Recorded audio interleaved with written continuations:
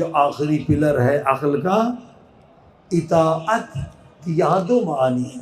خدا فرماتا ہے میرے بندے تو اس طرح سے میری اطاعت کر کہ پھر میں تجھے یہ کرامت عطا کروں گا، یعنی 100%۔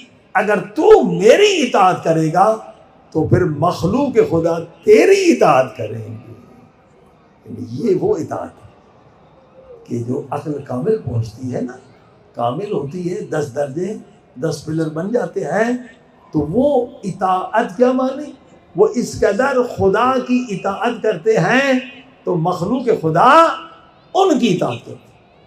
کہتے امام خمینی رحمۃ اللہ علیہ جب طالب علم تھے، یعنی مرجعیت اتنی مشہور نہیں تھی، بس میں جا رہے تھے مشہد مقدس امام رضا علیہ السلام کی زیارت کی، نماز کا ٹائم ہو گیا۔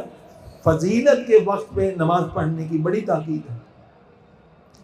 یہ ایک ہی عمل اگر مسلسل کیا جائے تو ہماری دعا رد نہیں ہوتی۔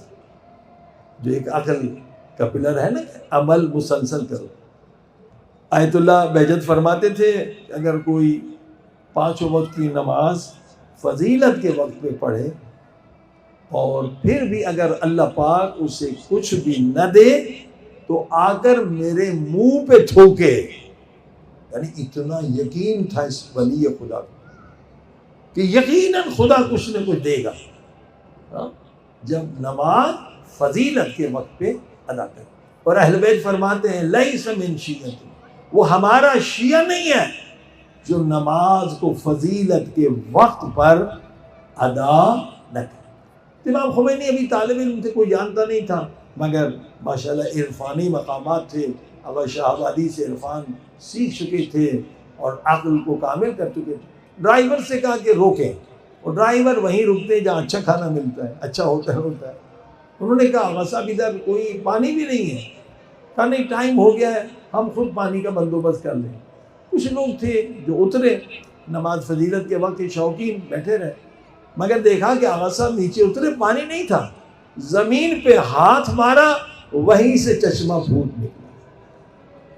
یہ ہے اطاعت خدا کی کرامت۔ ہم اتنی اطاعت کریں کہ خدا ہمیں اپنے اسم کا مظہر بنا دے۔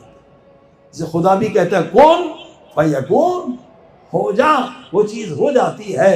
یہ اطاعت کی وہ منزل ہے کہ جب 9 پلر بھی آپ نے عقل کے بنا لیے تو آخری پلر آپ کو اللہ وہ کرامت دے گا کہ آپ کی اطاعت مخلوق خدا پہ واجب ہو جائے گی۔ صلوات پڑھیں محمد وآلہ۔